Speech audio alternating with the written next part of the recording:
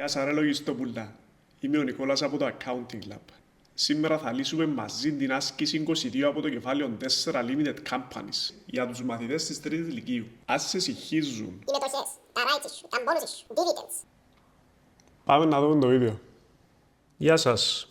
Είμαστε εδώ σήμερα για να σας λύσω την άσκηση 22 του κεφαλαίου 4 στη σελίδα 123 του βιβλίου σας για να σας δείξω τον τρόπο με τον οποίο μπορείτε να πάρετε 20 στο διαγώνισμα. Τον τρόπο σκέψης, κάποια workings που μπορείτε να κάνετε για να σας βοηθήσουν.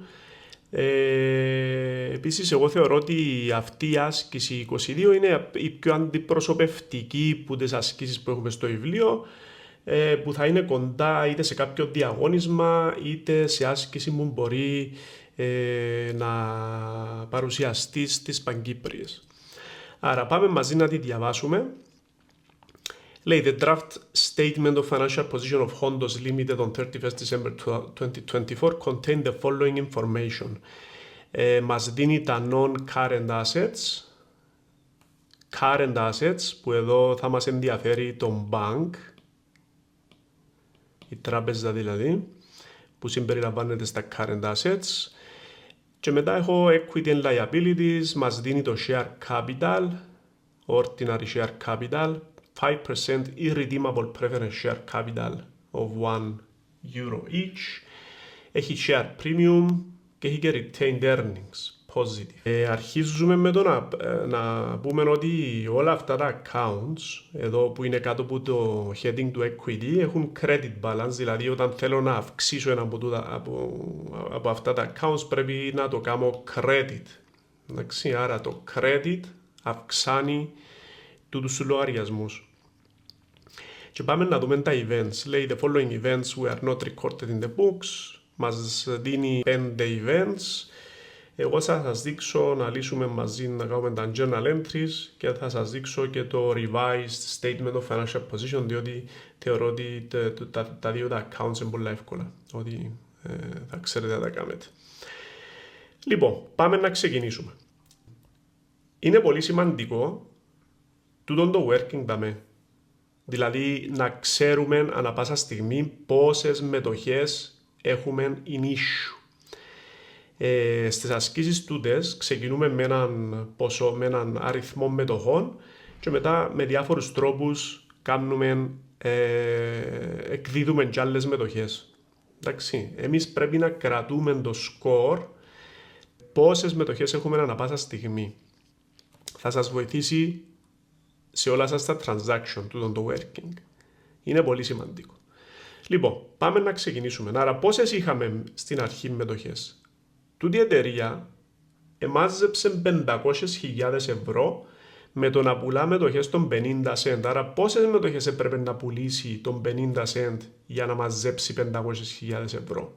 Έπρεπε να πουλήσει τις διπλάσιες, ναι. Δηλαδή, πουλά 2 μετοχές για να πιάνει 1 ευρώ, άρα 500.000 επί 2. Έχουμε 1.000.000 μετοχές όταν ξεκινούμε. Να το δείξουμε εδώ στο working μας, εντάξει, ότι είχαμε 500.000 ευρώ σε μετοχές των 50 cent. Εντάξει. Άρα 1.000.000 μετοχές ήταν το opening balance μας.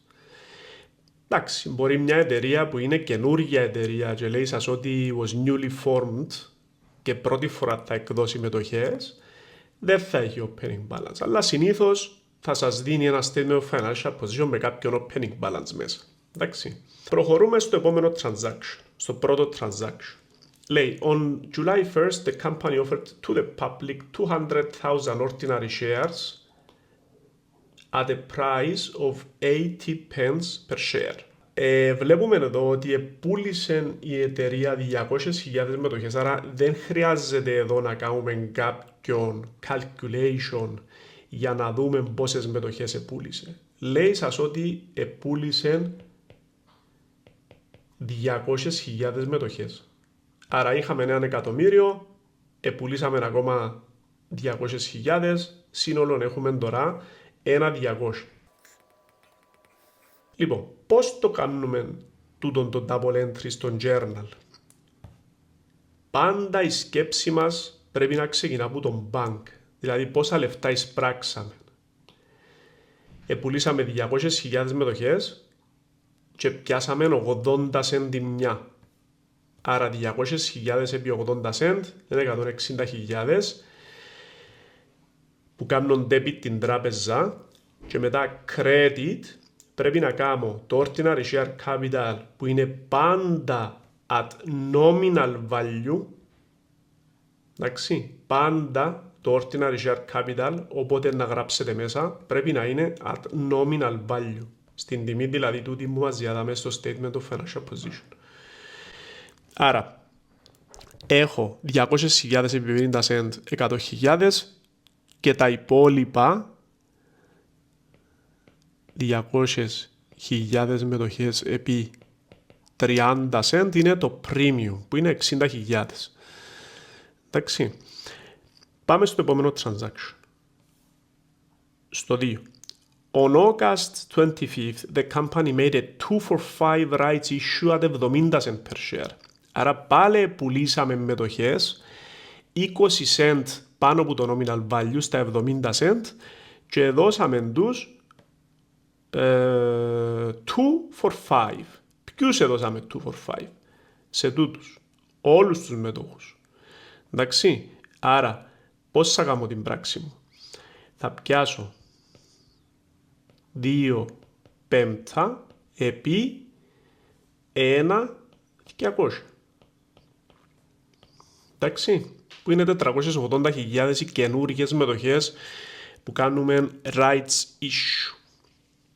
Πάλι, πάμε να κάνουμε το journal entry, το οποίο ξεκινούμε τη σκέψη μας, είπαμε, με τον bank. Έχω 480.000 επί 70 cent που είναι τα λεφτά που πιάσαμε, 336.000. Credit το ordinary share capital, διότι αυξάνεται αφού εκδώσαμε 480.000 μετοχές των 50 cent, πάντα το ordinary share capital είναι at nominal value, 240 και η διαφορά των 20 cent, δηλαδή 70 πλην 50 είναι 20 cent το premium, πάει στο share premium account. Εντάξει, γίνονται credit διότι αυξάνονται τούτα accounts. Επίσης το bank and asset, άρα όταν το κάνω debit και τούτον αυξάνεται. Πάμε στο τρίτο transaction, το οποίο έχουμε bonus issue 1 for every 10 shares.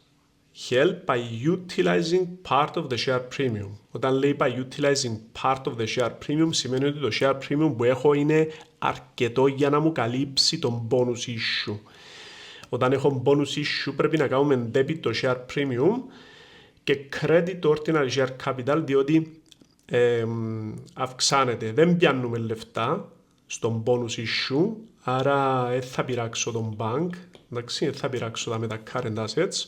Πρέπει να αφαιρέσουμε από το share premium και να προσθέσουμε στο ordinary share capital. Για να αφαιρέσω από το share premium πρέπει να το κάνω debit, εντάξει, και credit το ordinary share capital.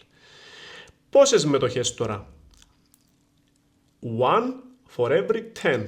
Πάω στο working μου και εκεί που είχα 1.680.000 στον bonus issue έχω τώρα να κάνω 1 for every 10. Σε κάθε δεκάδα δηλαδή θα δώσουμε μία μετοχή δώρο. 1.680.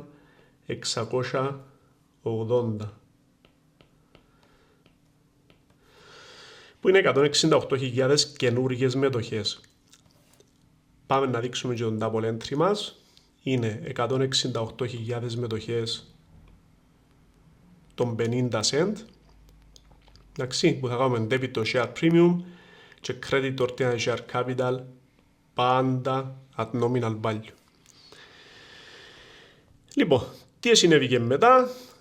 Λέει, on November 30th, the company paid the dividends to the irredeemable preference shareholders. Τα irredeemable preference shares έχουν fixed rate of dividend, που είναι 5% σε την περίπτωση.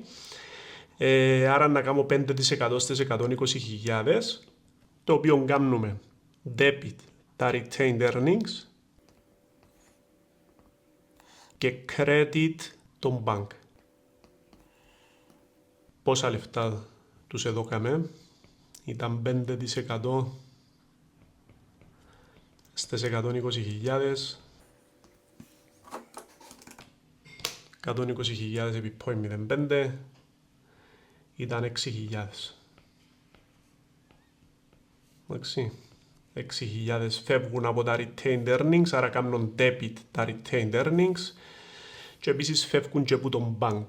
Πάντα είπαμε τη σκέψη μας καθοδηγεί την η τράπεζα, αν πιάνω λεφτά ή αν πληρώνω λεφτά. Εντάξει, εδώ πληρώνουμε λεφτά διότι πληρώνουμε τα dividends των preference shares. Λοιπόν, τούτο ήταν το 4. Πάμε να δούμε και το 5. Στο 5 τώρα λέει ότι the company paid a dividend of 3 cent per ordinary share. All the shares were eligible for the dividend payment. Δηλαδή, όλα τα shares που είχαμε in issue εκείνη τη στιγμή που ήταν, έχουμε το working μας έτοιμο δάμε για να τα δούμε. Μετά το τελευταίο bonus issue που έκαναμε 168.000, τώρα έχω 1.848.000 shares in circulation που δικαιούνται όλοι τούτα τα 3 cent. Εντάξει, πάλι το double entry είναι το ίδιο. Δηλαδή να κάνετε debit τα retained earnings και credit τον bank, το οποίο είναι 0,03 cent επί 1.848.000 shares. Είναι 55.440. Εντάξει, τούτον είναι. Εύκολη άσκηση, εύκολα τα double entries, φτάνει να καταλαβαίνετε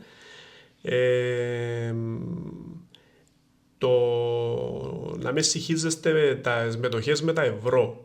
Εντάξει, τούτον το working δείχνει μας μόνο το number of shares. Δεν πολλαπλασιάζουμε με λεφτά δάμε. Εντάξει, δείχνουμε τα λεφτά μας, δείχνουμε τα πάνω στο journal. Εντάξει, το journal έχει να κάνει με λεφτά, όχι με μετοχές. Okay. Τώρα, πώς διορθώνουμε να κάνουμε το revised statement of financial position. Λοιπόν, πάμε να δούμε τα double entries μας. Έκαναμε τον bank, έκανα τον debit με 160.000, με 336.000, άρα συν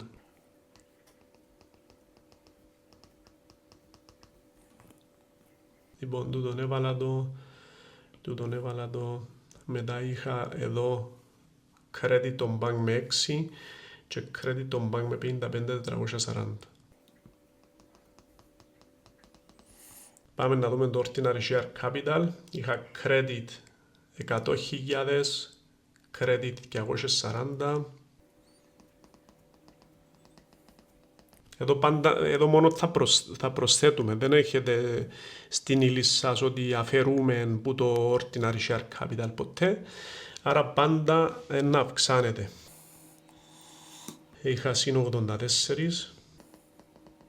εντάξει, τούτα είναι ευρώ, πιάνουμε τα από τον journal, άρα να θέλετε να προσθέσετε πάνω στις 500.000, τούτα τα ποσά. Τα non-current assets μας δεν αλλάξαν, τα irredeemable preference shares δεν αλλάξαν, το share premium άλλαξε. Το share premium έκανα το credit με 60 στο πρώτο transaction, άρα έχω συν 60. Credit με 96, που ήταν το rights issue, και στον bonus issue πιάσαμε που το share premium 84. Εντάξει, άρα πλην 84. Τα retained earnings μας πρέπει να τα μειώσουμε 6 και 55.440.